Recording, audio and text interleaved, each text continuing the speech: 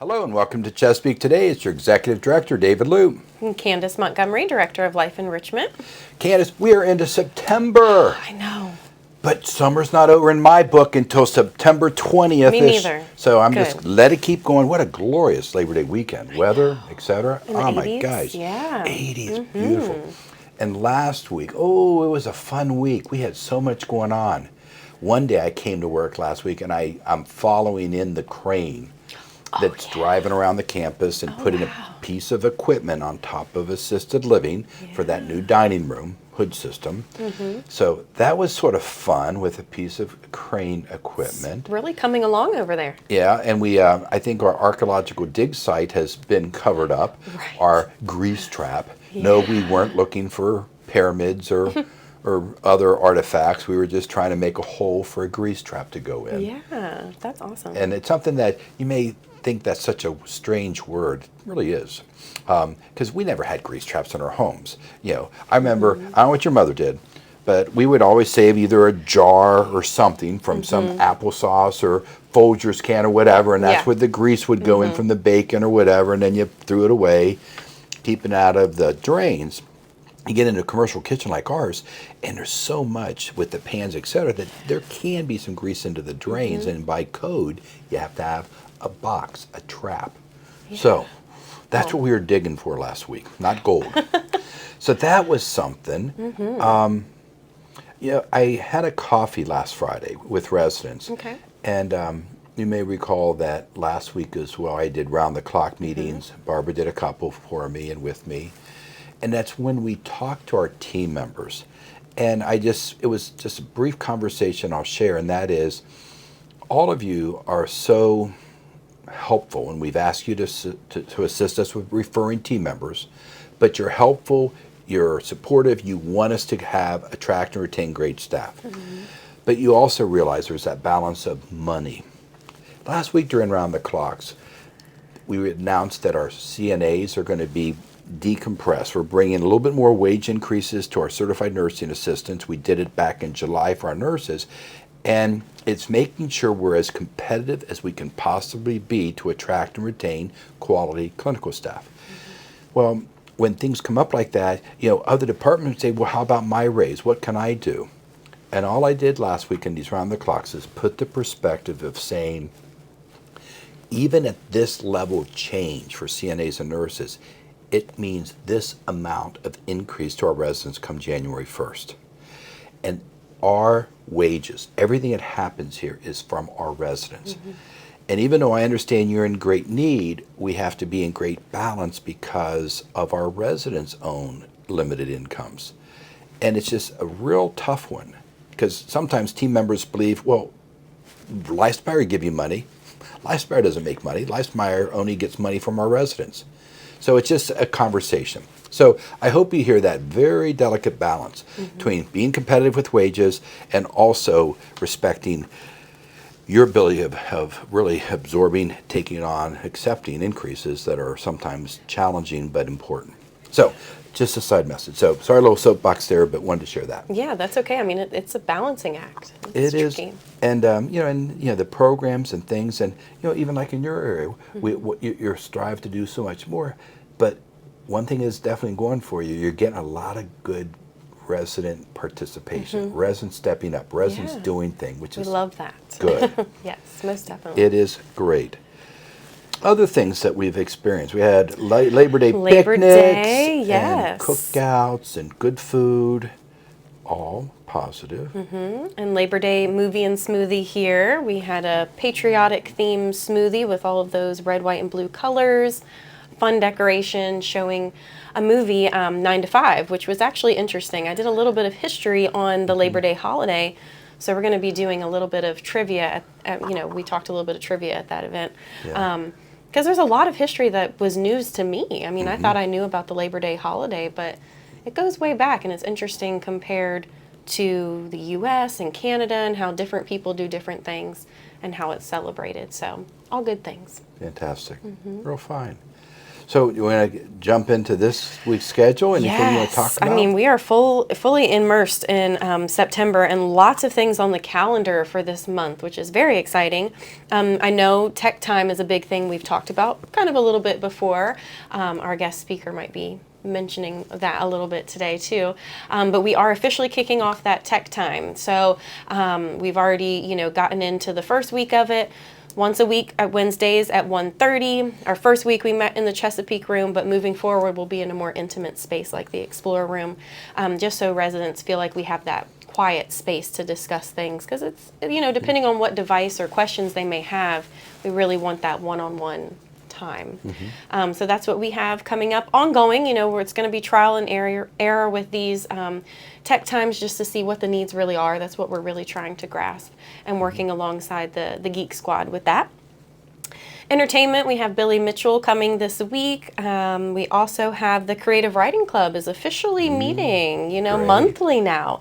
So that's exciting. I can't wait to read and hear about, resident involvement with that and the stories they come up with. Him Sing, we have that this week as well on the 8th. High Street Landing. This is one of our last trips of kind of an into the summer thing of outdoor entertainment series. So hopefully the weather will be nice for that, as it's kind of been in the 80s and not the humidity is gone a little bit. Yeah. So hope it stays that way for those folks going over to Portsmouth. And then on the 9th, Al Kunkel is going to be giving a visit to Facebook, part 4.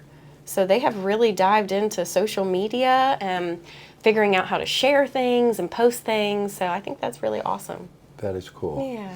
Well, when I hear of trips, hopefully, I talked with Michael Bozeman, talked to a couple of our drivers. They seem to be pleased with the vehicles. Good. And again, I think having that balance of big and smaller, and I think at present we have our 2 CDL drivers. Yes. I think we're always looking potentially for a third, just to Yeah. balance time. We shared that we had learned that yes, if ever the residents wanted a trip to a different state, it could occur. And just to give you guys, residents, a little fact, the larger bus, it is a good sized bus, but if you think about it, it only can hold 10% of our independent living population. That's not a real big number. So that's like if we have a trip, only 1 out of 10 can go. Right. So I hope you'll put that into perspective, because it is a good sized bus, but that's still not a big percentage. Yeah. So a little bit of thinking and why we went with one larger, and of course have the other. Could always be great to have 2 vehicles go out on a specific event in the future. And especially if we're doing those long distance trips, which I am actively planning. I've got one idea in mind, just to see the colors change, to take a kind of long distance trip. But the comfort component is great with the larger bus. It's a lot more comfortable for that long distance trip. So very happy that we finally have something like that. I know a fall trip that Vera and I have done, that it was become a routine. We do it for purpose, but we'll get up on a Saturday morning and we'll drive across 64 through Richmond toward Charlottesville, and we'll go out to Carter Mountain Orchard. That's where I'm thinking. And then we have that experience. And then we found this restaurant, Sultan Kebab, that's right there in downtown Charlottesville. It's not far from the mall, and it's a nice little restaurant with Mediterranean. So you got a lot of different choices and foods. Wonderful desserts. Oh, there's a couple desserts that you can get there. And we've done that, I think, for 3 or 4 years. And of course, we're bringing back apples from my mincemeat pies. Oh, right. Gosh, we'll have to think about that soon. Yeah.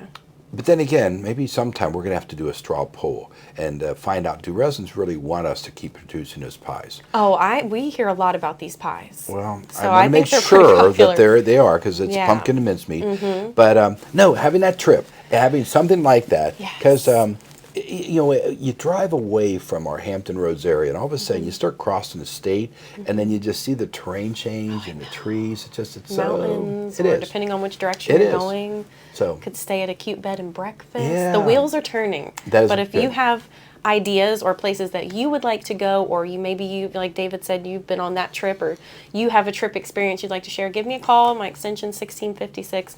Always open to suggestions. Fantastic. So it sounds like some fun events coming up. And I know we'll be leading all the way into October, and reservations are coming in for Lobster Fest, and Bruce is starting to plan his trek up to and from Boston and New England to get those lobsters. So that is coming too. Okay. So I know last week you did a brain teaser. Had lots of answers come through too. Everyone seemed to get this one correct. Okay, So that might mean I need to make them harder. Okay, so let's hear the question Okay, again. so the question was, what has cities but no houses, forests but no trees, and water but no fish? Think of anything?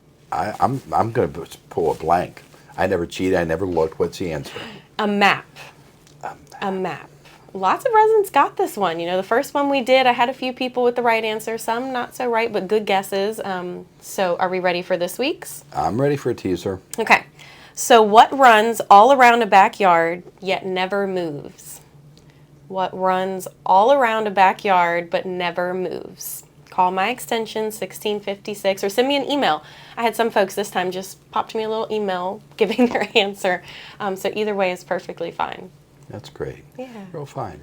Well, good teasers. Trying to think of other things around campus. I just will, again, just acknowledge that work continues with our dining room assisted living. I think you and I heard last week that residents have come up with, I don't know, what was it, 25 possible names? Because they're That's trying to think awesome. about naming their counter area, naming their dining room or restaurant. And they came back and said they just wanted to call it the dining room. That's fine. Right. But it's fascinating to hear this energy going over in assisted Yeah. living. The second floor corridor, the green colors have been introduced because that's the color palette they selected. So that's happening. Also, while we're on it, I just want to do a shout out. You and Tiffany put together I'll call it the area memorabilia Yeah, cabinet. that sounds good. And it just has some wonderful pictures, references, acknowledgments of where we are. And some of these, well, they were given by residents. Yeah, Shipyard, definitely. NASA, whatever. And I think you were so enjoyment putting them together I that had it's so like, much fun. we have another cabinet like that. Yes. If it's up to you guys, if you're adding to it, you could. Funny you should say that, because when I walked in this morning, I had concierge telling me residents have seen this and now they want to donate some things. So I think we've created quite the buzz. Yeah. It was so much fun going through that memorabilia and just seeing, you know, there were several pictures of residents in there doing their job and things like that. Yeah. I mean, it's just so awesome. Residents are always so eager to share about their career, but it's just kind of, you know, kind of taking you back in time. And it was fun. Well, again, compliments to you because Thank that was you. just sitting out there as an undone project and you just did it. Thank you. And I think in it, you know, the other inspiration that it sort of popped, and I'm always trying to think of theming and where are we going with our renovations. When we get into that second floor, really, let me rephrase, the first floor of assisted living renovations, yet to come, will be next year. We got a space right now that's just called the Gathering Place. It's going to be this really sort of a fireplace in the center, inviting, could be beverages, place to sit and play games, could be a place where independent residents want to come and gather with visiting with assisted living residents. And to me, that gathering place could be a wonderful continuation of what you Yeah. started in those two cabinets, Exactly. where we put pictures and things in that area that just are conversational about your lives, about this area, you know, whether it's workplaces, the military, the history, the water. Yeah. Great opportunity. So more to come. And if any of you come across wonderful pictures that you love, could be aerial views, could be just pictures of the area, we could get them blown up, framed, and could go in that gathering place. Yeah. So, That would be awesome. More to come. Definitely. Very nice. Well, that's a quick summary of things busy and happening around campus. We're now going to be adding a new feature to the show, and that is an interview Yes. with residents. And something we've wanted to do and to do it on a more consistent basis. So today we're going to start with our own Rex Hogan, who he and his wife Cindy have been residents here for many years. Just delightful individual. And I know you're going to enjoy meeting Rex, learning more about him, and also his vision and really commitment in helping with our Geek Squad and just being of service to all of you. So stay tuned for a great conversation with Rex Hogan. Perfect. So if that covers us, we'll close out this segment of Chesapeake Today. And until next week, be safe. Have a good one. Hello and welcome to this portion of Chesapeake Today. It's your Executive Director, David Loop, and it's my privilege to be here with a resident and start a feature that Candace and I have talked about, and that is getting to know some of your fellow residents even better. Rex Hogan, great having you with us today. Thank you. Well, Rex, I've had the privilege of not just meeting you, But Cindy, and in fact, you may remember that 5 years ago when I'm like my first couple, maybe first few evenings on the job, and I'm living on campus. Cindy may have been involved in a committee or maybe as resident Buildings and grounds. Buildings and Grounds, and she said, well, Mr. Luke, sometime if we could walk the campus in evening Yep. time, I'll show you what I see walking the campus at night. And I think it's been, I can't call it a famous marriage with the Hogan since then, but it's almost felt like it. Yeah, she just was very much aware of weeds growing out of the gutters, Yeah? and Oh, just yeah. something that needed to be Oh my cleaned God! up. It was more than that. We were counting lights that were out, all these things, and here we are. Lo and behold, 5 years later, all of those lamps are now LED. Yep. I hope all working successfully. Yep. Changed lights on buildings. Hopefully, got a few weeds taken care of. Yep. But anyways, just really appreciate just what you and Cindy have brought to your contributions to Chesapeake. Not only your residents, but you've given so much and. We'll talk more about that in a moment. But let's go backwards. Tell me where you're originally from, a few tidbits about you, your background that your fellow residents might have interest in. Well, I spent the first, outside of the Air Force years, spent the first 50 years of my life in St. Louis. Wound up working for Southwestern Bell. I was a data expert there, and just kind of got tired of the environment, needed to kind of jumpstart my life. Cindy was out here. There are a lot of jobs for senior people in this area. So I moved from St. Louis out here. We got married, wound up working for Northrop Grumman, spent a lot of time in the intelligence community there. And then when we were in our early 60s, we started thinking about we need to look ahead. Our dads both passed away in the mid 60s. Our moms went well past that.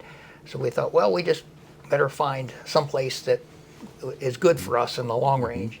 And our daughter actually found the Chesapeake. I was looking online, but I just kind of assumed that it would be too expensive. And it wasn't. And we've just been very happy here. Well, I know you obviously selected and had a beautiful cottage. You're one of our Gloucester residents, and a special group out there. And again, it's always a delight when I see you at Cindy at any event. Know you're there to enjoy it, bring smiles to people's faces, and again, you've also had some other connections. I know you had a grandson, I believe, who was working here for a spell in our dining department. Right. And now, is that the one who's now a father as well? Yeah, he is. Yeah, he's a coach at York High School. Yeah. Our daughter teaches at York High School, and they're about 7 minutes away from here, and they have our first great granddaughter. Great granddaughter. Oh my gosh. And unless plans change the way it looks, her mom is on maternity leave right now, but in October. As originally planned, when mom goes back to school, we get to keep her 2 days a week. Right here on campus. Yes. Well, I'm sure if there's that moment that you have her in stroller, you ever take that little one around, you will be the talk of the community. And people would just love to meet and greet your great granddaughter. I've never had to deal with diapers before, so this will be an experience. Could be a new experience. What is your great granddaughter's name? Haley. Haley. Wonderful. Well, I know just over the last few weeks, you and Cindy have just been glowing, sharing pictures, and it's just delightful when we have these new generations come into our lives. So, fantastic. So, local family, St. Louis for you. Where was Cindy originally from? She grew up in Naples. Okay. I think she was actually born in Mississippi, but there were some health issues, and just for the healthy environment and cleaner air, they moved to Naples when she was small. Yeah. Real fun. Well, now, Cindy, we can still interview you sometimes, so I won't let him talk too much about you. But anyways, great to hear of that. So what an interesting background you've had from really a variety of forms of technology. And, as you said, came out to this area, the data. I know you've also had some recent teaching engagements, so why don't you tell us more about that? I'm an adjunct at ECPI, and do that. They have 5-week terms, And so that's an interesting experience. It's 2 days a week, 5 hours a day, and really enjoy it. They have some pretty good online pre-built course material, but of course I have total freedom to change it and add to it and revise it to put in more relevant material and this sort of thing. And the courses that you're currently instructing, what is their titles or what is the content? Networking, there's an introductory and a more advanced networking course. There's a database course and one on Python, a programming language. And so I leveraged some stuff that when I was working out at Langley, we were monitoring the Air Force network and had a lot of scripts to interrogate how people were using the internet. So I like to introduce that in a class whenever I teach Python. Yeah. Well, when I hear Python, I'm just thinking snakes. So it's amazing where these come from. Barracuda. Think about all these words that are now in technology that mean something. I reflect back, and again, it shares my age. I remember in college taking my Fortran class. And remembering not to get those cards messed up and getting all my cards and that was going into the mainframe and that was part of my course assignment. So, wow, how we have come so far. I think about college and I had my log duplex decitrig slide rule to do math in classes. Yeah, well, amazing. So, real quick about Chesapeake. Your life's here. So we mentioned lovely cottage where you live. See you guys so often involved in so many things. You've been resident council president. You're serving again as resident council, and because of your past presidency, and we appreciate that. You're always such a valued resource there. So what's been like being a Chesapeake resident, and when you think about joys or things that have been meaningful to you, what would you say? Just meeting people here and expanding and doing things with folks locally. It's really neat to have all the new friends that we have here. Yeah. Well, when I go back to my beginnings in 2017 with everyone here, and when we were sitting around 35 empty apartments, and I look now at being so popular and full, and it's because of folks like you, people who have just embraced life, been wonderful ambassadors. We've brought the occupancy up. Now, literally 50 more people on campus than when I began, and that's just delightful to see. And back to those interesting people. Every time I meet a new resident, I'm always just waiting on what am I going to learn new and different and interesting, because it's something. We all have different backgrounds and something different to bring to the table. Yep. Yeah. Well, and in your case, you've had so many great experiences. So those experiences have led you to be involved with and to help us with Geek Squad, which we can explain more about. I think you and Candace have also talked about something called Tech Time. So why don't you go ahead and use this opportunity to share with other residents what's happening in those areas? Well, the Geek Squads they're about a half dozen residents that just are available to help others. A lot of it is just simple computer setup, connecting a printer to a computer, replacing ink cartridges or whatever. But there are about a half dozen of us. Sue Harrison and Libby Smith are some of the longer term Geek Squad members.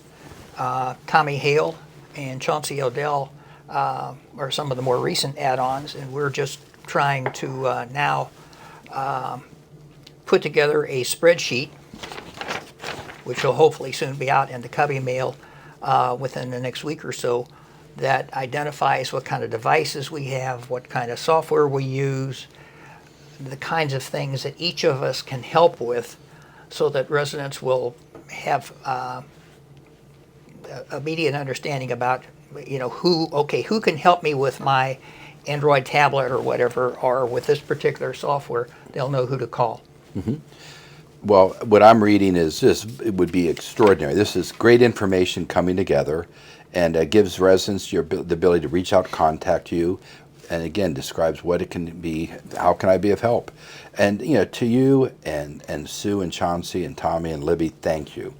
And I'm sure if there was another resident who comes about a new resident or someone who's a little bit more into, if you've got a tech niche, I'm sure you'd be welcome into your squad. Absolutely. So- There's a lot of people here. Yeah. And, well, we're out in the cottage, and, well, Tommy Hale's out in the cottage also, so we would more than welcome other residents who have to or like to use technology to at least help others. Fantastic. So I'm hearing the idea that you and Candace are going to get this finalized, put it out in the cubbies. I'm sure she'll add it maybe to touchdown apps or maybe as an appendix to the handbook. A lot of different ways we can make sure it's consistently provided. But what a great resource and helpful, because I think when you're helping a fellow resident, you're going to take it from a perspective that's so different. Being a teacher, well, one, you have that Yeah. ability. You have the sensitivity to them, how they might be adapting to that technology, because some haven't used it at all. They've been given that tablet by a son or daughter for Christmas or whatever, and they're like, what's next? Yeah. and we at least get them started. So wonderful. Well, that's good. Tech time. What I'm understanding from, and you can help me if I'm on the right page, and Candace, you can interrupt us. We love our executive producer during this to guide us correctly. So tech time, I think, is going to be some scheduled times during the week where residents can come into Chesapeake Room, Explorer Room, wherever it happens to be set up, and actually bring their device or bring their question, and it's just a little bit more passive. It's more, you can get some one-on-one conversation, but it's intended just to be more of a drop-in way of getting help. The Geek Squad, there may be times that you're actually going to someone's home, like you said, Oh, helping yeah. them with a Right. ink cartridge or connectivity.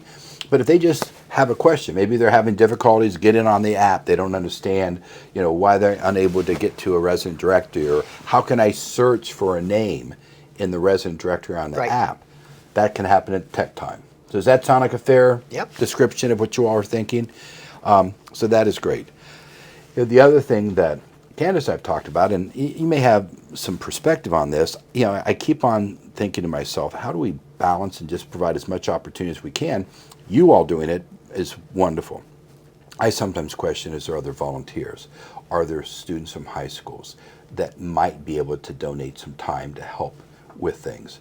What's your thought? Do students today, do they have time? Do they have the right connection to our residents, or are we better off peer-to-peer? Schools, high schools perhaps, at ECPI, that is just, it's a totally immersive program. You can get a 4-year degree there in 2.5 years. Yeah. So it's extremely intense, and They may also be working somewhere else, oh yeah, which is they typical. do. Yeah. So the high school, and that's something. I know Candace has reached out to our local Peninsula Catholic school. Sometimes there's service projects there. I don't know if you remember a few years ago, it went for a little period of time. Jonathan Cook's daughter, Cameron, had brought 6 other friends from CNU. They're all freshmen. Okay. And they did a little of that tech time. It just, with their busy lives, it didn't progress. But we're just trying to create any opportunity, and Geek Squad, Tech Time are wonderful. Okay. I know the other thing that we often talk about as management is how else can we support? I know there's an individual that Candace's interior. We've got Isaiah, who started out sort of in a part-time role to help some areas. He's now progressed to full-time. And we have another individual who's joined us as a business office assistant. Her name is Victoria Vargas. If she has the ability of working some additional hours, Candace is going to discuss with her the possibilities. She's, a mature woman. Her undergraduate was in personal computing. She did a lot of just sort of helping people with the Microsoft offices of the world and things like that. And she may have some possibilities. So we're just looking at all these different angles to enhance what the Geek Squad's able to do and see if we can't be of service, because you said a moment ago, we got a lot of residents. Well, you've also got this creative writing group Yeah. that started, and I would think that a lot of those folks would like to use software like Microsoft Word to create their documents. Yeah, absolutely. And being able to do that and maybe coming to Tech Time and just being more acquainted with that. I always appreciate when someone gives me the latest little trick or shortcut to better use Word or Excel. And those are just softwares that more common in life. One thing for Tech Time, one topic I hope that will come up next week is we want to emphasize to folks when they're going online, they should only use a secure connection to do banking and that sort of thing, not an open, unsecured network like you'd have, say, down in the Chesapeake room. Yeah. Excellent point. And I don't know how many people, or at Starbucks, you don't want to do online banking at Starbucks. Yeah. And I think that's a very strong message. I remember when we were introducing last fall and even exploring what can we offer to residents, and when you heard the confirmation that this bulk service through Cox was dedicated internet, a private connection to that resident's home. I know that gave you some peace of mind, and I understand what you're saying. And again, doing personal banking, finances, your passwords, and any what's called shared or community Wi-Fi is just not a thing to do. And it's so easy to forget. When we were on the cyber team at Langley, there were 3 of us monitoring half of the Air Force network at that point. And one of the sharpest analysts in the Air Force was in our office, and he went to Starbucks one day and did some online banking, and his account got hacked. Yeah. And, I mean, he should have known, but wasn't thinking. Yeah. Wow. Well, great message, and I'm sure that whether it's through Tech Time, your one-on-ones, if ever there should be a tech talk at Town Hall, you know, a quick minute or something, put something in the Town Hall report. Yeah. I mean, between learning about using technology and then this whole security element, I would bet you on once or twice a week, myself, Candace, Paula, we're hearing from a resident where they've been concerned they've been hacked. Right. And it could be that, it could be a scam, could be someone posing as Amazon, which seems so often, saying, here's, send to me your Amazon account number, you know, or do you use Amazon? And then one thing and another, they're leading for more information. Well, and sometimes it's just so subtle. If you get an email that has some interesting stuff in it, but you don't know where it came from, don't click on it. Yeah. Don't open any document. Don't click on any link unless you're absolutely sure who it came from, that it's safe. And for you residents, you don't have this luxury, but here at work, our IT team from home office, they have a full education program where they send, we have over 500 users in LifeSpire, and we all periodically get test emails to see if we're on our toes, because we have to push a button that it's phishing. I will admit, early on, I opened one, and it's like this thing comes up and said, David, we got you. You know, you shouldn't have opened this one up. Well, it is. It's tough. But they could look so innocent. That's right. And it could even say Jonathan Cook on it. Yeah. And I'm like, sure, I'm going to open up one from Jonathan Cook, and it's wrong. So, yeah, it's in today's world, boy, we used to be so trusting and so feeling safe, and everything was innocent. And today, there's just too many people that just are bad and doing things that are just undescribable. And some of us here are just a little too trusting. Yeah. It's a little too easy to, well, I'm going through my email, I'll see what this says. Yeah. And sometimes it's curious, it's an activity, but you don't, it turns into an activity of having to try to resurrect your account, and it's much more laborious, so just let it go. Well, I know you'll help us, and more things to come, and I'm sure anything you learn of, you're often good in sharing security ideas and issues. I think you're even sharing with the Geek Squad that there will be certain things that people have learned about. You've learned things about spam filtering, et cetera, that you're going to be able to advise people on. Also, not just on that security side, there's certain times devices that residents learn about. Right. And you've tested a couple.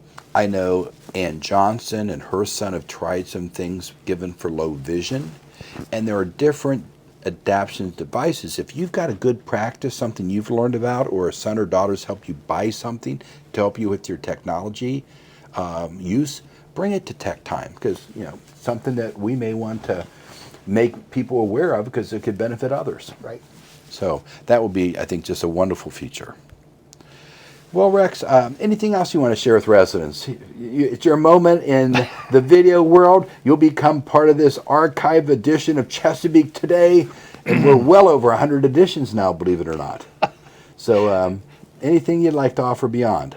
No, just glad we're here and glad we've got Candace to help figure out where we as residents and hopefully more residents, how we can be more of a service to those that we know and how we can help others.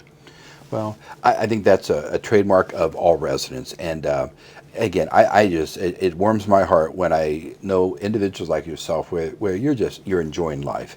You know, it's our mission statement of empowering individuals with purposeful living. And, you know, you're doing it, and you and Cindy and so many others, you're giving back. You're still active. It is at times volunteering, but you're helping your knowledge, and it's fulfilling, it's stimulating, but what a service to others. So thank you. Greatly appreciated. Well, that concludes a wonderful interview with one of our own, Rex Hogan.